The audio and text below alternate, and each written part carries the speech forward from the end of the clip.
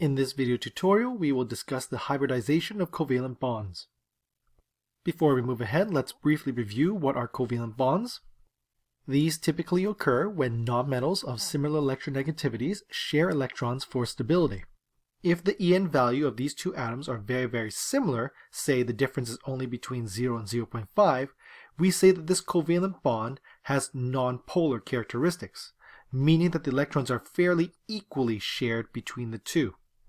However, if the En difference between the atoms is between 0.5 and 1.7, we say that the covalent bond between them has a polar characteristic.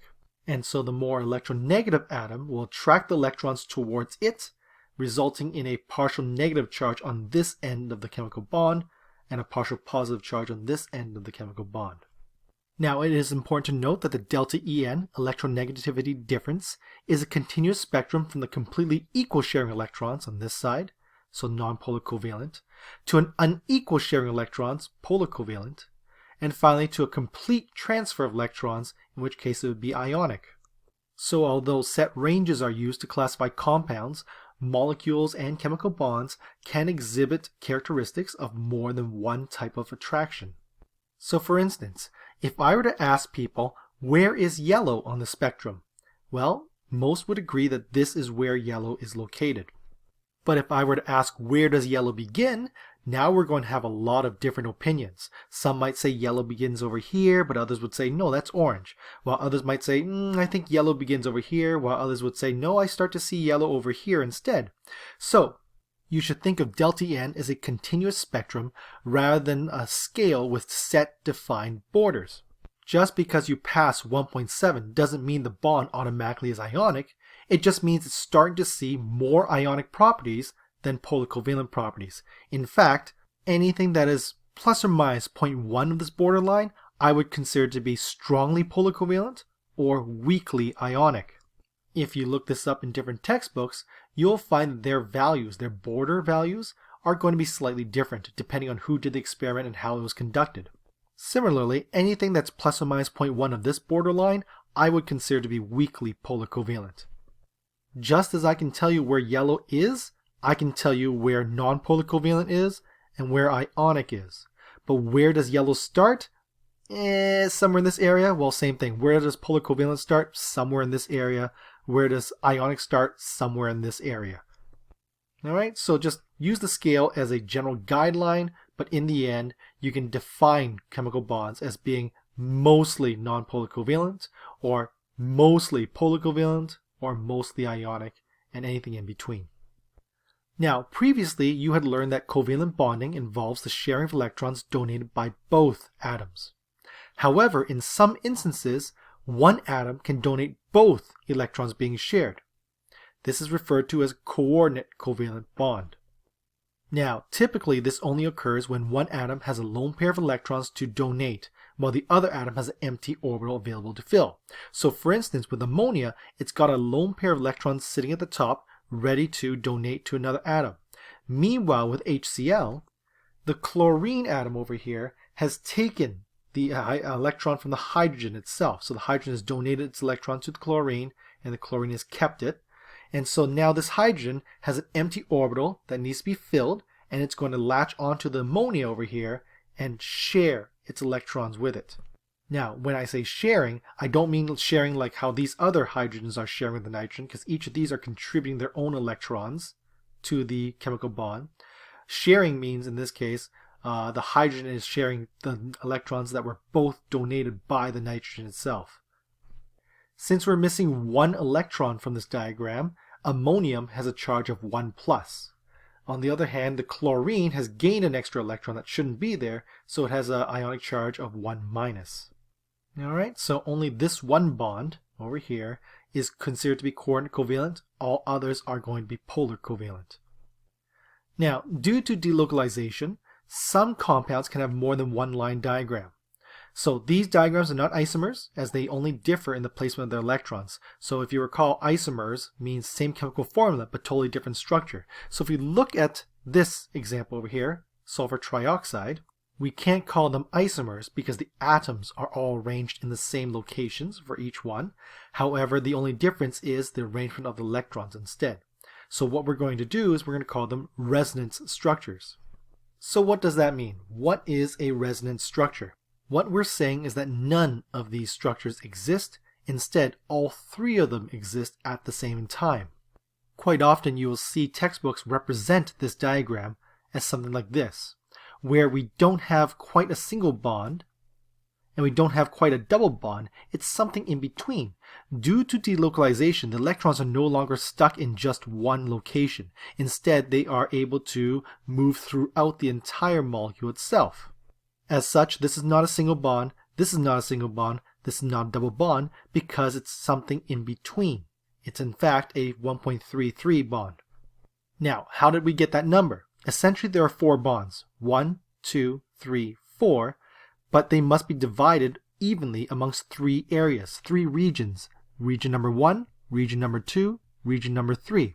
And so 4 bonds divided evenly amongst 3 regions means it's a 1 1/3 bond. And that is why many textbooks will draw the diagram like this to show that it's not quite a single bond, not quite a double bond, but it's something in between, a 1.33 bond. To provide greater detail, we typically draw all possible resonance structures and use the double-headed arrow to show that the true diagram is a hybrid of all those resonance structures.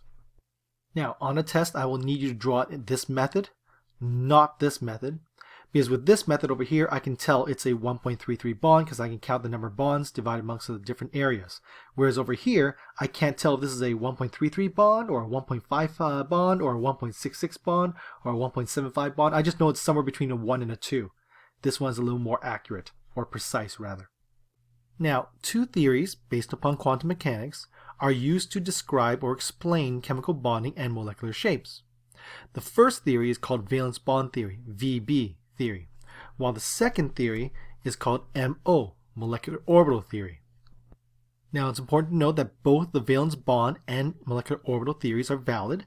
Depending on the situation, one theory may be preferred over the other. Alright, so for the purpose of this course, we will primarily concentrate on valence bond theory, as it is simpler to use and does a very good job of describing molecular shapes. Now, valence bond theory suggests that a covalent bond is formed when the orbitals of unpaired valence electrons from each atom overlap. Thus, these valence electrons will share a common region of space. Furthermore, it assumes that all bonds are localized. This means that electrons donated by each atom remain within that bond. Unfortunately, this assumption isn't always valid, as we've seen before in previous slides, as many chemical bonds involve delocalized electrons. As such, VB theory is not perfect, and in some cases fails to predict the existence of certain compounds. In fact, valence bond theory is best used in situations where you only have diatomic molecules, where it's just 2 atoms combined together. Anything more complicated than that, and we want to start to use MO theory, molecular orbital theory, because it succeeds where VB fails. So molecular orbital theory suggests that bonding orbitals will overlap and combine to form new orbitals called molecular orbitals. These molecular orbitals have new shapes and new energy levels. Furthermore, the electrons are delocalized throughout the entire new orbital. As such, this provides MO with superiority when predicting the existence of compounds and in determining their bond orders. Alright, so you're probably confused right now, so let me give you an analogy. You know how there are apps on your phone that will allow you to take photos of 2 different people and combine their faces together to show you what their kid might look like? Well, let's pretend that VB and MO are essentially 2 different apps that are there to try and predict what my kid will look like. So this is me and this is my wife. Let's see what they will predict my kid will look like. So valence bond theory is basically a simplified version. It's a rough estimate and essentially says the electrons are localized between 2 atoms. True, because as we saw in previous examples, many compounds involve delocalized electrons. So if you took my face and overlapped it with my wife's face, you would get this monstrosity. Is this what my child is going to look like? I would hope not, but it's a rough approximation. I mean, this picture has 2 eyes. My kid has 2 eyes.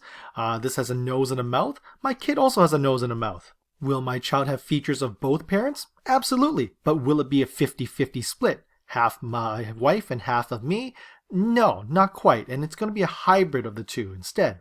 Well, same thing. VB is a rough approximation. Essentially, you take the atomic orbital of one atom and the atomic orbital of another atom and just simply overlap them. Is it a perfect description of how these atoms are chemically bonded together? No, but it's a good rough approximation. It should give us enough information to help us predict certain properties about the molecule, just as this gives us enough information, or some information anyway, to help us predict some properties of my child. Molecular orbital theory, on the other hand, is going to be more complicated, so the calculation is going to be significantly more difficult. However, it does provide greater predictive accuracy. So rather than using a cheap free app to predict what my kid is going to look like, we can use a supercomputer to predict what my kid will look like instead. So instead of just simply overlapping everything, MO suggests that electrons are delocalized throughout the entire molecule, creating a brand new orbital type. So once again, VB is a simplified model of how atoms will bond together, while MO is a more complicated one. It's a rough estimate with VB, whereas MO has greater predictive accuracy. VB suggests that you just overlap the two atoms and there it is, whereas MO suggests that when those two atoms overlap, you create a brand new orbital, a hybrid of the two. So hopefully that analogy helped you to better understand the differences between valence bond theory versus molecular orbital theory. Because this is an introductory course, we will spend most of our time with VB with a little bit of MO thrown in the mix. However, when you get to university or college, you will primarily be dealing with MO instead. Alright, so what are the principles of valence bond theory?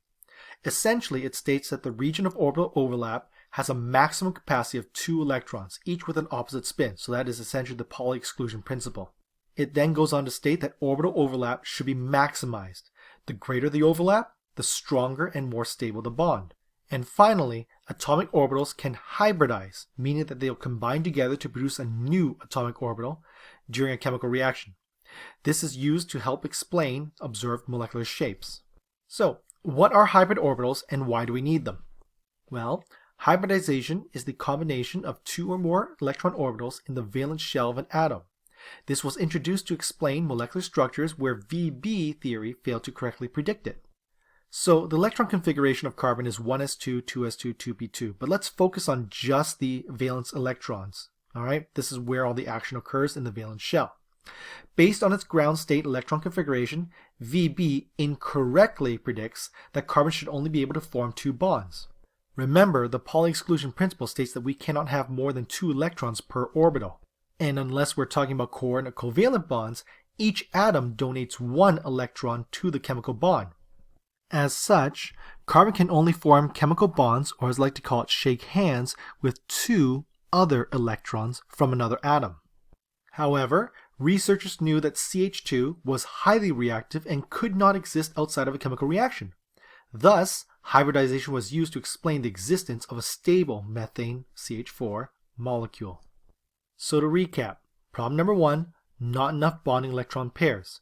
We know that carbon should be able to make 4 chemical bonds, and yet this electron diagram can show us only 2 being formed. To remedy this problem, someone suggests that perhaps during the chemical reaction, a 2s electron, so this one over here, gets excited into a 2p orbital. So during the chemical reaction, the carbon atom goes from its ground state to its excited state, and now lo and behold, we have 4 empty orbitals with which to shake hands or form chemical bonds. So now we can have 1 hydrogen latch on over here, another hydrogen latch on over here, another latch on from here, and this final hydrogen latches on over here. And now we've explained the ability to have 4 bonding electron pairs. Unfortunately, this brings up a second problem. Experiments showed that each carbon-hydrogen bond in methane is identical in energy. All right, but take a look at this over here. 2s orbitals are lower energy than 2p orbitals. So which of these hydrogens is going to be a 2s and which of these hydrogens will be the 2p's? That doesn't make sense because they're all the same bond, so they should all have the same energies. Well, this is where hybridization comes in. Electrons moving in atomic orbitals can be viewed as electromagnetic waves. Waves can interfere with one another. Interference of the electron waves associated with atomic s and p orbitals may produce a set of new, mixed orbitals of different energy and different shapes. These new orbitals are termed hybrid orbitals, and the process of orbital mixing is called hybridization. So, as we saw in that video clip, because electrons can behave like a wave and waves can interfere with one another, an s orbital electron can interfere with a p orbital electron to hybridize into an sp hybrid orbital instead. This hybrid orbital would have characteristics of both an s and the p shape. Because we hybridize one s orbital and 3 of these p orbitals, we call them sp3 hybrid orbitals. These sp3 hybrid orbitals will have 25% s orbital characteristics and 75% p orbital characteristics. Similarly, if I had an sp hybrid orbital where I hybridize just one s and one p, then the sp orbital would be 50% s characteristic, 50% p characteristic. And of course, sp2 would require you to hybridize one s orbital and 2 p orbitals, and you would result in having a hybrid orbital with 33.3% s characteristic and 66.6% p characteristics. So going back to my analogy, because my child is a hybrid of Chinese and Caucasian, he's going to have 50% Chinese characteristics and 50% Caucasian characteristic. And if my son decides to have children with another Chinese person, then my grandchildren would have 75% Chinese characteristics and 25% Caucasian characteristic. Similarly, the energy level of an sp3 hybrid orbital is not as low as an s orbital, but not as high as a p orbital. Instead, it will be about 75% of the way there, somewhere in between the energy level of a p orbital and an s orbital. Now please note that the number of hybrid orbitals formed is equal to the number of atomic orbitals that were combined. So when we combined an s orbital and 3 of the p orbitals, because we had 4 orbitals that we hybridized, we form 4 hybrid orbitals. Similarly, if you hybridize only 2 orbitals, you make 2 hybrids. If you only hybridize 3 orbitals, you make 3 hybrids. A carbon atom has 4 valence electrons. 2 of them are paired and located in the 2s orbital, but the other 2 are unpaired, occupying 2 of the 3 available 2p orbitals. When during reaction one s electron is excited to a p orbital, there are 4 unpaired electrons available to form covalent bonds. The single 2s and 3 2p orbitals hybridize to give 4 equivalent 2sp3 hybrid orbitals. Overlapping of the hybrid sp3 orbitals with the s orbitals of 4 hydrogen atoms produces 4 sigma bonds. The resulting methane molecule has a tetrahedral geometry. The bond angles are 109.5 degrees. The shape of the molecule is in accordance with the experimental results and the predictions from the VSEPR model. So, from that video clip, we saw how 3 p orbitals were able to hybridize with one s orbital, and in the process, when you hybridize 4 orbitals, you make 4 hybrids, in this case sp3. Now, these hybridized orbitals will then arrange themselves in such a manner so as to minimize the electrostatic repulsion between electron clouds, meaning that this electron cloud, this orbital over here, will try to stay as far away as possible from these other electron clouds, because electrons are negatively charged, and if they get too close to each other, they will repel. And so this shape, known as tetrahedral, is the best shape to minimize the amount of repulsion. So basically to prevent the electrons from crowding each other too much. Once these hybridized orbitals have arranged themselves in this particular shape, the lone electrons in each of the 4 hydrogen s orbitals are then able to latch on to each one of the hybrid orbitals, resulting in the formation of 4 chemical bonds.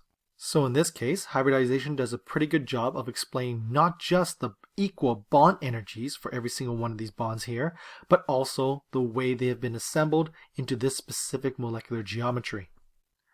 Hybridization can also be used to explain the formation and properties of single, double, and triple bonds. Now before we continue, let's introduce a few new terms. So sigma bonds, denoted by the Greek letter sigma over here, occur when orbitals overlap in a head-on fashion that is oriented along a common axis through the nuclei of both atoms.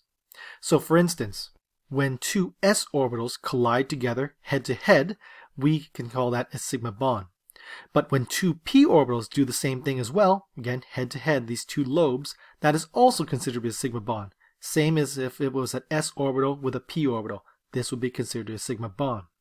A pi bond, signified by the symbol pi, forms when a side-to-side overlap of parallel p orbitals occur. So instead of going head-to-head, the p orbitals are now side-to-side, and this is considered to be a pi bond. Now, a common misconception is for students to think that there are two pi bonds. No, this is actually just one giant pi bond. It just happens that these two lobes are going to be melded together, while these two lobes meld together as well. And so if you were looking at the VB theory, where you just overlap, notice how they just overlap here and here? Well, MO basically says that the new orbital shape will resemble something like two kidney beans on either side. So be aware this is not two pi bonds, it's actually one pi bond, and this is where the electrons are most likely to exist, in this overlap region. Alright, so please be aware of that. This is actually a single pi bond with two regions where the electrons are most likely to exist. So a common question students will ask is, what determines the type of hybridization being used? So how will I know if it's going to be sp2 or sp or sp3 hybridization? Let's take a look at ethene, for example. Specifically, let's look at the carbon atom and see what type of hybridization is going to be around it.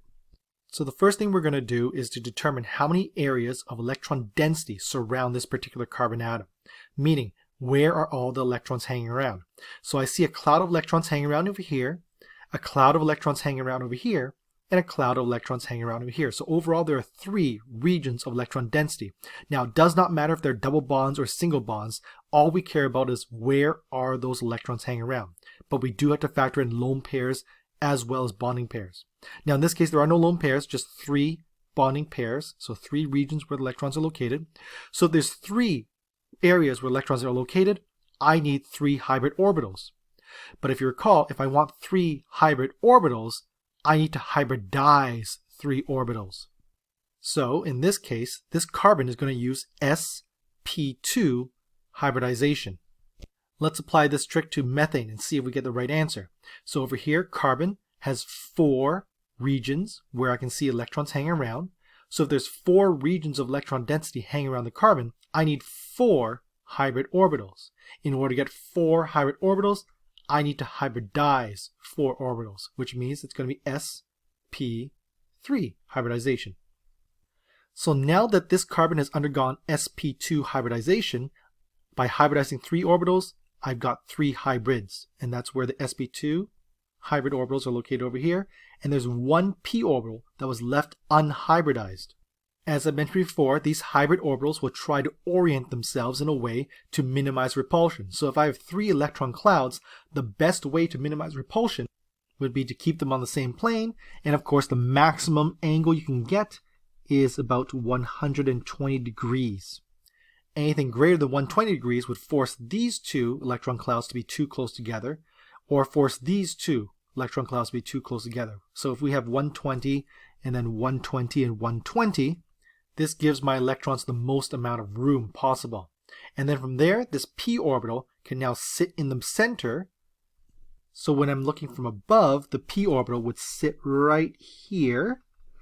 Versus if I'm looking from the side angle, the p orbital would look like it's sitting over here instead.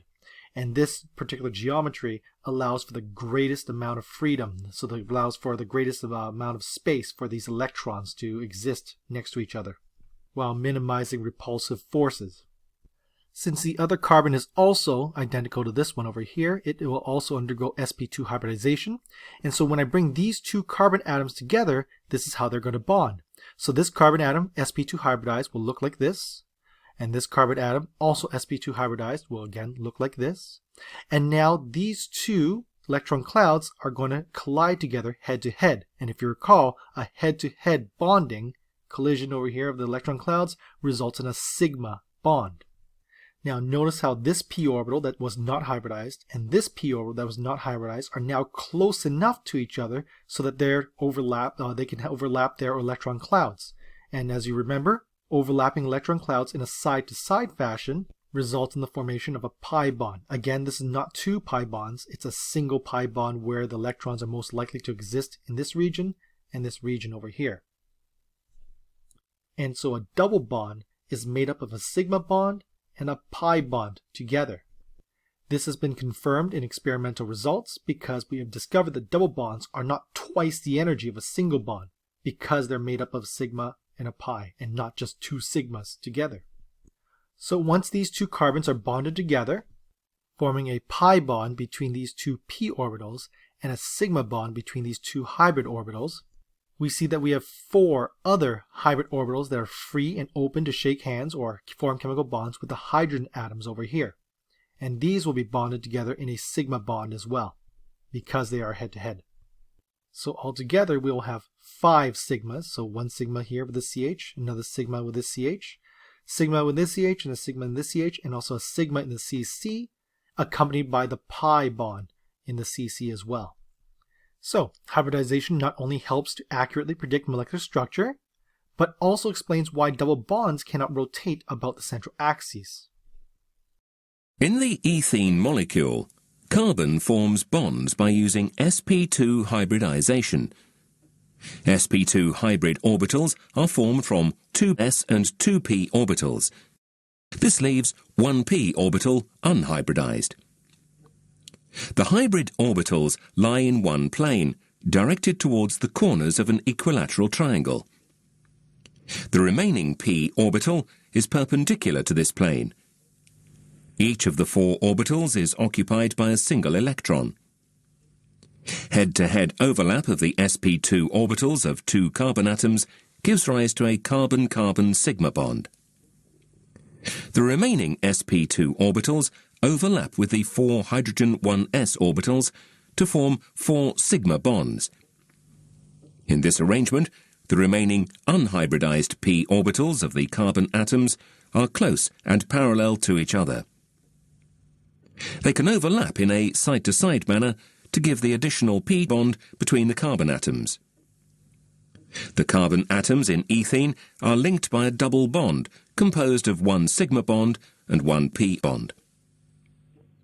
If we tried to rotate one CH2 group about the other along the axis of the carbon-carbon bond, one of the p orbitals would also rotate. As a result, the p orbitals of both carbon atoms would not remain parallel to each other. Rotation would require the breaking of the p bond. For this reason, rotation around the double bond is restricted and the ethene molecule is planar, with all bond angles close to 120 degrees. Notice that the sp2 hybridization concept explains not only the geometry around each carbon atom in ethene, but it predicts the planarity of the molecule too.